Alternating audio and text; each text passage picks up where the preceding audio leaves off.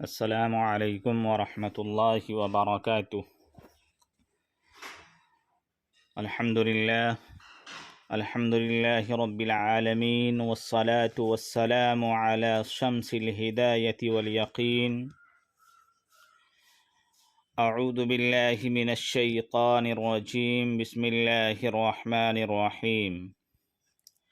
شہر رمضان الذی انزل فیہ القرآن،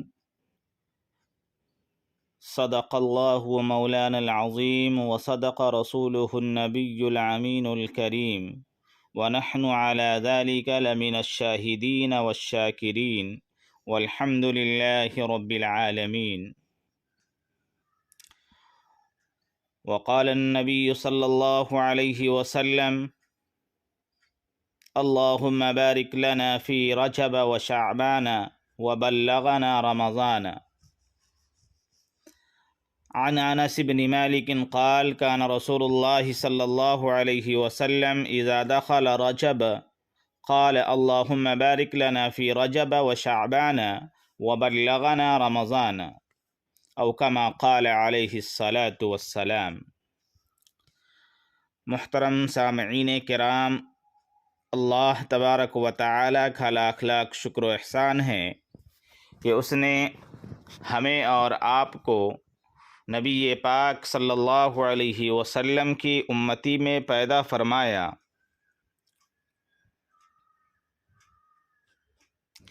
ابھی میں نے آپ حضرات کے سامنے جس آیت کریمہ اور جس حدیث مبارکہ کی تلاوت کی ہے، انشاءاللہ اسی کی مناسبت سے چند گفتگو آپ کے سامنے کروں گا۔ حضرت انس بن مالک رضی اللہ عنہ سے مروی ہے کہ انہوں نے فرمایا کہ جب رجب المرجب کا مہینہ شروع ہوتا تو حضور پاک صلی اللہ علیہ وسلم یہ دعا فرمایا کرتے تھے کہ اے اللہ، ہمارے لیے رجب اور شعبان کو بابرکت بنا دے اور ہمیں رمضان المبارک نصیب فرما۔ تاریخ اسلام اس بات پر گواہ ہے کہ ابتدائے اسلام سے آج تک اللہ تبارک و تعالی کی اطاعت و بندگی کے حکم پر جہاں مردوں نے عمل کیا، وہیں عورتیں بھی اللہ سبحانہ و تعالی کی رضا جوئی کے لیے پیچھے نہیں رہیں۔ جس طرح مردوں نے اپنی راتوں کو اللہ تعالی کی خوشنودی حاصل کرنے کے لیے سحرگاہی سے حیات مستعار کو شب و روز کی عبادتوں سے مزین کیا، وہیں عورتیں بھی اطاعت و بندگی کے ذریعے اپنی راتوں کو آراستہ پیراستہ کی اور اپنے مولا سے ہم کلامی کے لیے شب بیداری کے ذریعے سحرگاہی کا معمول بنایا۔ جس طرح اللہ کے رسول صلی اللہ علیہ وسلم اپنے مولا کی عبادت میں مصروف ہوا کرتے تھے، وہیں امہات المؤمنین بھی پورے شوق و جذبے کے ساتھ فریضہ بندگی بجا لاتی تھی۔ محترم دوستو، رمضان المبارک کا مہینہ بڑی فضیلت و اہمیت، برکت اور افتخار کا حامل ہے۔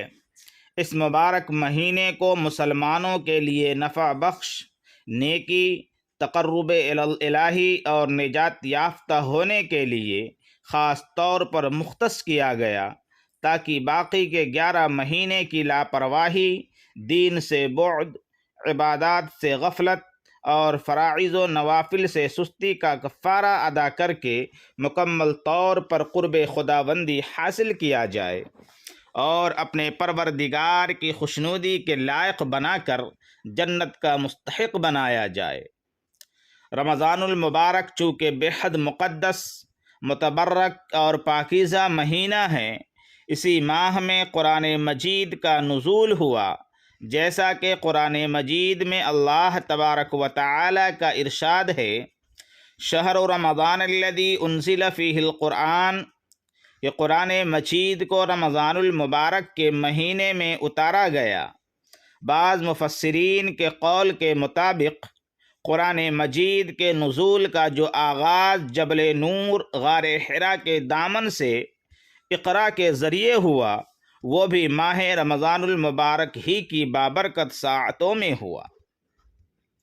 محترم دوستو، قرآن مجید پورا کا پورا ماہ رمضان المبارک کی ایک خاص شب لیلۃ القدر میں لوح محفوظ سے آسمان دنیا پر اتارا گیا۔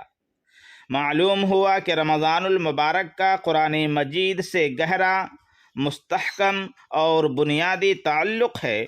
اس رشتے کو ملحوظ رکھتے ہوئے حضرت جبرائیل علیہ السلام حضور اقدس صلی اللہ علیہ وسلم کی خدمت میں ماہ رمضان المبارک میں حاضر ہو کر قرآن مجید کا دور سناتے اور خود آپ صلی اللہ علیہ وسلم رمضان المبارک میں قرآن مجید کی تلاوت کثرت سے فرماتے تھے۔ صحابہ کرام کو بھی ترغیب دیتے، نیز امہات المؤمنین ازواج مطہرات بھی کثرت سے تلاوت قرآن پاک کا اہتمام کیا کرتی تھیں۔ ہمارے اکابر کا بھی قرآن کی تلاوت کا معمول رہا ہے۔ رسول اللہ صلی اللہ علیہ وسلم خود تلاوت کرتے اور صحابہ کرام سے قرآن مجید کی تلاوت سنتے بھی تھے، جیسا کہ حدیث شریف میں وارد ہے۔ حضرت عمر بن مروہ رضی اللہ عنہ سے روایت کرتے ہیں کہ مجھے رسول اللہ صلی اللہ علیہ وسلم نے ارشاد فرمایا کہ تم مجھے قرآن مجید پڑھ کر سناؤ۔ میں نے عرض کیا کہ میں آپ کو قرآن مجید پڑھ کر سناؤں، حالانکہ قرآن مجید تو آپ پر نازل کیا گیا ہے۔ آپ صلی اللہ علیہ وسلم نے ارشاد فرمایا کہ میں چاہتا ہوں کہ اپنے علاوہ شخص سے قرآن مجید سنوں۔ میں نے قرآن مجید کی سورہ نساء کی تلاوت شروع کر دی، یہاں تک کہ فَكَيْفَ إِذَا جِئْنَا مِنْ كُلِّ أُمَّةٍ بِشَهِيدٍ وَجِئْنَا بِكَ عَلَى هَؤُلَاءِ شَهِيدًا تک پہنچا۔ اس حدیث پاک سے یہ بات کھل کر سامنے آتی ہے کہ رسول اللہ صلی اللہ علیہ وسلم جس طرح قرآن مجید کی تلاوت کا اہتمام فرمایا کرتے تھے، بالکل اسی طرح آپ صلی اللہ علیہ وسلم دوسروں سے پڑھوا کر سننا بھی پسند کرتے تھے۔ جس طرح خود سے قرآن مجید کی تلاوت کر کے ثواب حاصل کیا جاتا ہے، اتنا ہی دوسروں سے سن کر بھی ثواب حاصل کیا جاتا ہے۔ قرآن مجید کو پڑھنا اور سننا دونوں اجر کا باعث ہے۔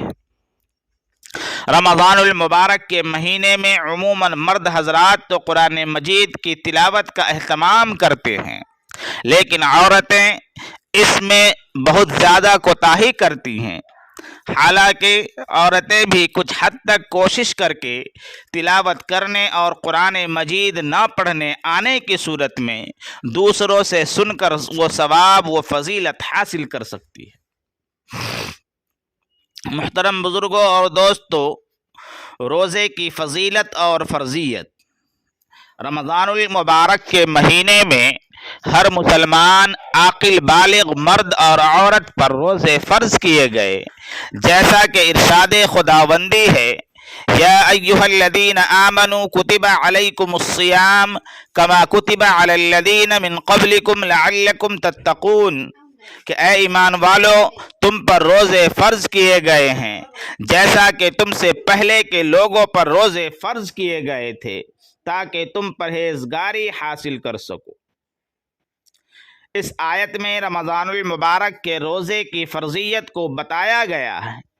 ماہ رمضان المبارک کے روزے کے بے شمار فضائل و افادت احادیث مقدسہ میں وارد ہوئے ہیں۔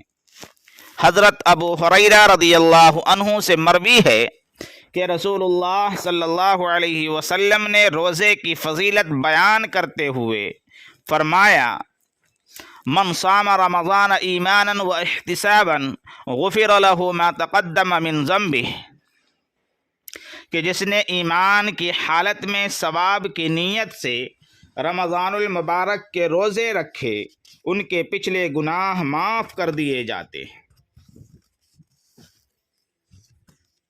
دوسری جگہ آپ صلی اللہ علیہ وسلم نے ارشاد فرمایا، حضرت ابو ہریرہ سے مروی ہے کہ بلا شبہ رسول اللہ صلی اللہ علیہ وسلم نے ارشاد فرمایا، روزہ ڈھال ہے، روزہ دار نہ تو گالی گلوج کرے اور نہ واہیات میں پڑے۔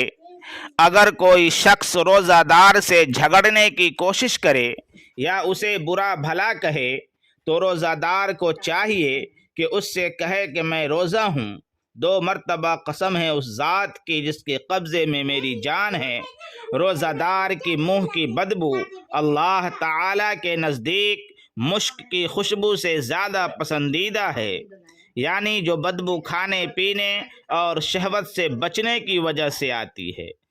روزے دار کا بدلہ میں خود ہوں اور نیکی 10 گنا ہے، جیسا کہ حضرت ابو ہریرہ رضی اللہ عنہ سے مروی ہے کہ رسول اللہ صلی اللہ علیہ وسلم نے ارشاد فرمایا کہ آدم کی اولاد کا نیک عمل 10 گنا سے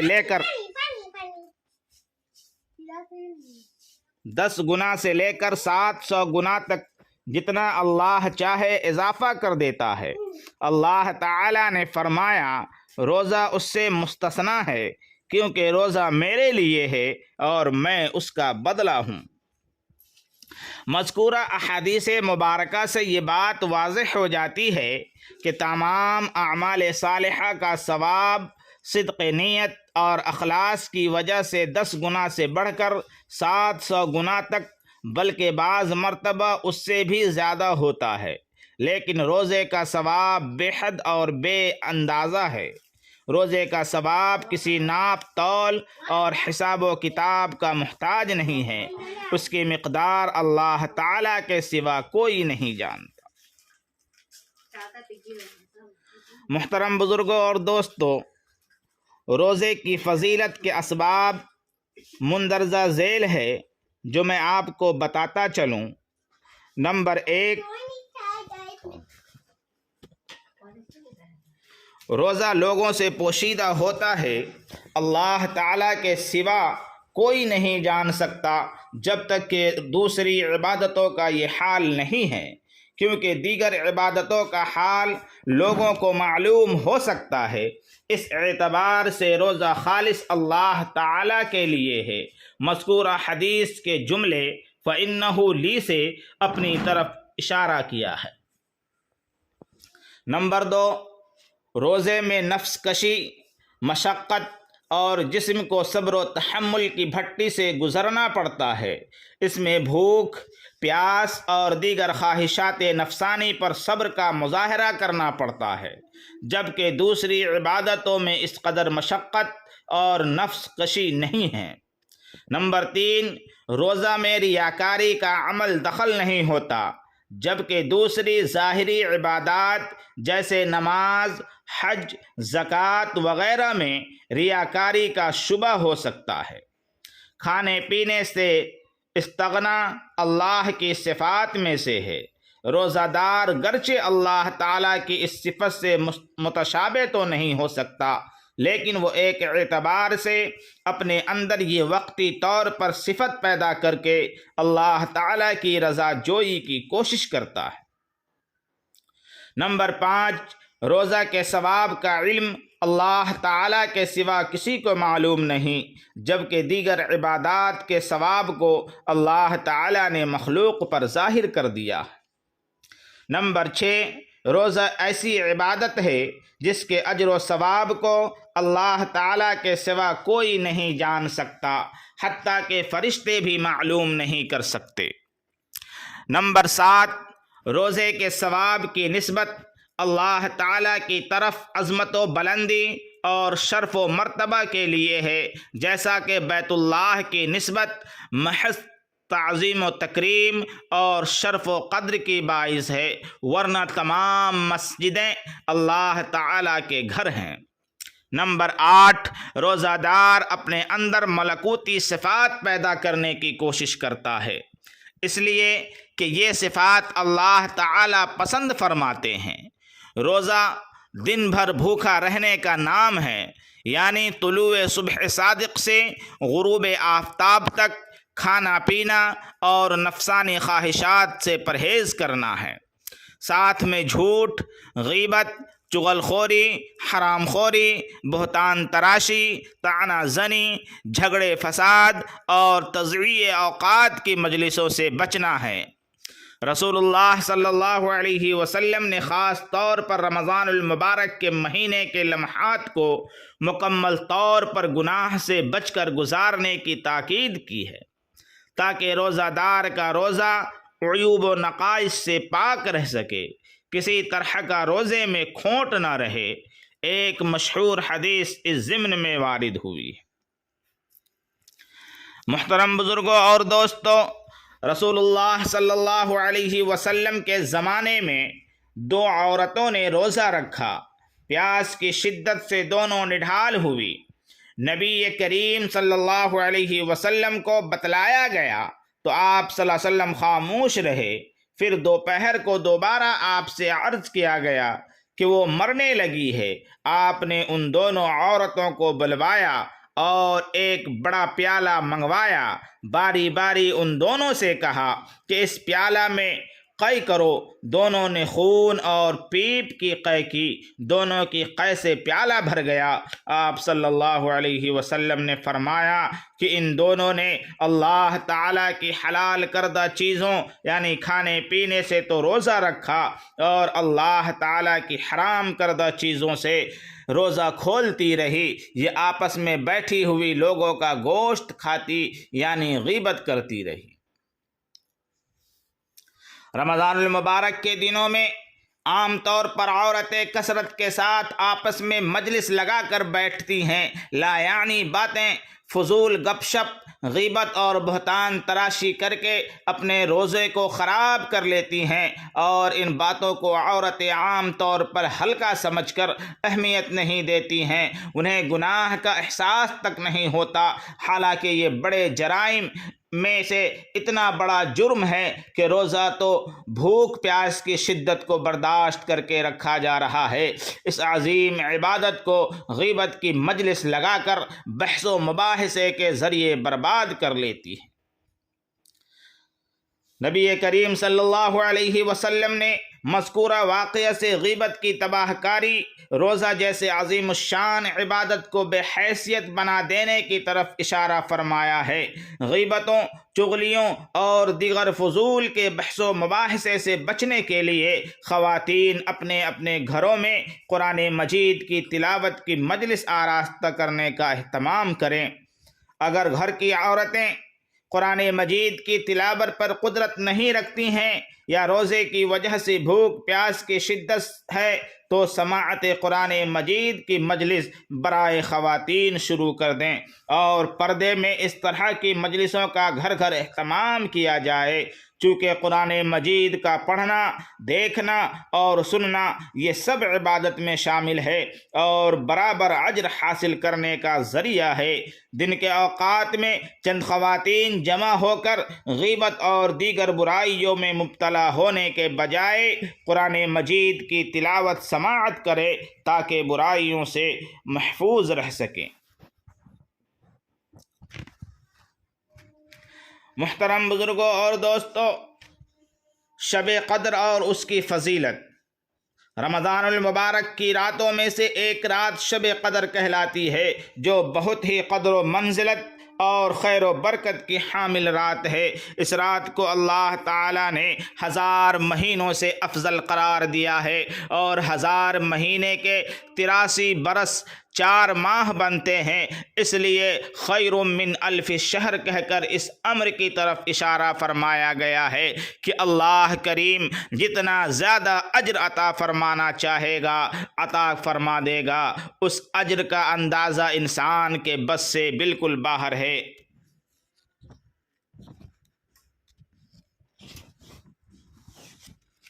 شب قدر کا معنی و مفہوم کیا ہے؟ امام زہری رحمۃ اللہ علیہ فرماتے ہیں کہ قدر کے معنی مرتبے کے ہیں، چونکہ یہ رات باقی راتوں کے مقابلے میں شرف و مرتبہ کے لحاظ سے بلند ہے، اس لیے اس کو لیلۃ القدر کہا جاتا ہے۔ حضرت عبداللہ بن عباس رضی اللہ عنہ سے مروی ہے کہ اللہ تعالی نصف شعبان کی رات کو تمام فیصلے فرماتا ہے، اور چونکہ اس رات میں اللہ تعالیٰ کی طرف سے 1 سال کی تقدیر و فیصلے کا قلمدان فرشتوں کو سونپا جاتا ہے، اس وجہ سے یہ لیلۃ القدر کہلاتی ہے۔ اس رات کو قدر کے نام سے تعبیر کرنے کی وجہ یہ بھی بیان کی جاتی ہے کہ اس رات میں اللہ تعالیٰ نے اپنی قابل قدر کتاب، قابل قدر امت کے لیے صاحب قدر رسول کی معرفت نازل فرمائی۔ یہی وجہ ہے کہ اس صورت میں لفظ قدر 3 دفعہ آیا ہے۔ قدر کے معنی تنگی کے بھی ہیں۔ اس معنی کے لحاظ سے اس رات آسمان سے فرش یعنی زمین پر اتنی کثرت کے ساتھ فرشتوں کا نزول ہوتا ہے کہ زمین تنگ ہو جاتی ہے۔ اب سوال یہ پیدا ہوتا ہے کہ اس امت کو یہ رات کیوں عطا ہوئی؟ اس کے حصول کا سب سے اہم سبب نبی اکرم صلی اللہ علیہ وسلم کی اس امت پر شفقت اور آپ صلی اللہ علیہ وسلم کی غمخواری ہے۔ موطا امام مالک میں ہے کہ جب رسول پاک صلی اللہ علیہ وسلم کو سابقہ امتوں میں لوگوں کی طویل عمروں کے بارے میں آگاہ فرمایا گیا تو آپ صلی اللہ علیہ وسلم نے ان کے مقابلے میں اپنی امت کے لوگوں کی عمر کو کم دیکھتے ہوئے یہ خیال فرمایا کہ میری امت کے لوگ اتنی کم عمر میں سابقہ امتوں کے برابر عمل کیسے کر سکیں گے؟ لہٰذا آپ صلی اللہ علیہ وسلم نے بارگاہ اقدس میں اپنی امت کے لیے آرزو کرتے ہوئے یہ دعا فرمائی کہ اے میرے رب، میری امت کے لوگوں کی عمریں کم ہونے کی وجہ سے نیک اعمال بھی کم رہ جائیں گے، تو اس پر اللہ تعالی نے شب قدر عنایت فرمائی۔ رسول خدا صلی اللہ علیہ وسلم کا ارشاد پاک ہے کہ یہ مقدس رات اللہ نے فقط میری امت کو عطا فرمائی ہے، سابقہ امتوں میں یہ شرف کسی کو نہیں ملا۔ شب قدر کی فضیلت احادیث کی روشنی میں عن ابی ہریرہ رضی اللہ عنہ عن النبی صلی اللہ علیہ وسلم قال من قام لیلۃ القدر ایمانا واحتسابا غفر له ما تقدم من ذنبه۔ حضرت ابو ہریرہ رضی اللہ عنہ سے مروی ہے کہ آپ صلی اللہ علیہ وسلم نے فرمایا، جس شخص نے شب قدر میں اجر و ثواب کی امید سے عبادت کی، اس کے پچھلے گناہ معاف کر دیے جاتے ہیں۔ مذکورہ حدیث نبوی سے جہاں لیلۃ القدر کی ساعتوں میں ذکر و فکر، عبادت و طاعت کی تلقین کی گئی ہے، وہیں اس بات کی طرف بھی متوجہ کیا گیا ہے کہ عبادت سے محض اللہ تعالیٰ کی خوشنودی مقصود ہو، ریاکاری یا بدنیتی نہ ہو، اور آئندہ عہد کرے کہ میں برائی کا ارتکاب نہیں کروں گا۔ چنانچہ اس شان کے ساتھ عبادت کرنے والے بندے کے لیے یہ رات مزدہ مغفرت بن کر آتی ہے۔ حضرت انس رضی اللہ عنہ سے مروی ہے کہ نبی پاک صلی اللہ علیہ وسلم رمضان المبارک کی آمد پر ایک مرتبہ رسول پاک صلی اللہ علیہ وسلم نے فرمایا، یہ جو ماہ تم پر آیا ہے، جو شخص اس رات سے محروم رہ گیا گویا وہ خیر سے محروم رہا، اور اس رات کی بھلائی سے وہی شخص محروم رہ سکتا ہے جو واقعتاً محروم خیر و برکت ہو۔ ایسے شخص کی محرومی میں واقعتاً کیا شک ہو سکتا ہے جو اتنی بڑی نعمت کو غفلت کی وجہ سے گوا دے۔ جب انسان معمولی باتوں کے لیے بہت ساری راتیں جاگ کر بسر کر لیتا ہے تو 1000 سال کی عبادت سے افضل عبادت کے لیے 10 راتیں کیوں نہیں جاگ سکتا؟ حضرت انس رضی اللہ عنہ سے روایت ہے کہ رسول اللہ صلی اللہ علیہ وسلم نے لیلۃ القدر کی فضیلت بیان کرتے ہوئے فرمایا، شب قدر کو حضرت جبرائیل امین علیہ السلام فرشتوں کے جھرمٹ میں زمین پر اتر آتے ہیں اور ہر شخص کے لیے دعائے مغفرت کرتے ہیں جو کھڑے بیٹھے کسی بھی حال میں اللہ کو یاد کر رہا ہو۔ دیگر اہم مخفی اور امور مثلاً اسم اعظم جمعہ کے روز قبولیت دعا کی گھڑی کی طرح اس رات کو بھی مخفی رکھا گیا۔ اگر اسے مخفی نہ رکھا جاتا تو عمل کی راہ مسدود ہو جاتی۔ اللہ تعالیٰ کو چونکہ اپنے بندوں کا رات کے اوقات میں جاگنا اور بیدار رہنا محبوب ہے، اس لیے رات متعین نہ فرمائی تاکہ اس کی تلاش میں متعدد راتیں عبادت میں گزریں۔ علاوہ ازیں ایک نہایت اہم وجہ اس کے مخفی کر دینے کی جھگڑا بھی ہے۔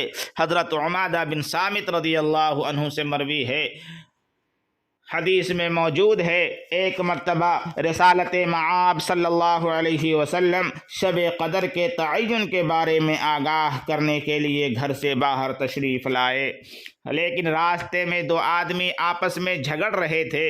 حضور صلی اللہ علیہ وسلم نے فرمایا، میں تمہیں شب قدر کے بارے میں اطلاع دینے آیا تھا، مگر فلاں فلاں کی لڑائی کی وجہ سے اس کا تعین اٹھا لیا گیا۔ شب قدر کے تعین کے بارے میں تقریباً 50 اقوال ہیں، ان میں سے 2 اقوال نہایت ہی قابل توجہ ہیں۔ رمضان المبارک کے آخری عشرہ کی طاق راتوں میں سے ایک ہے۔ حضرت عائشہ صدیقہ رضی اللہ عنہا سے مروی ہے کہ رسالت مآب صلی اللہ علیہ وسلم نے فرمایا، لیلۃ القدر کو رمضان المبارک کے آخری عشرہ کی طاق راتوں میں تلاش کرو۔ چونکہ اعتکاف کا مقصد بھی تلاش لیلۃ القدر ہے، اس لیے ان آخری ایام کا اعتکاف سنت قرار دیا گیا۔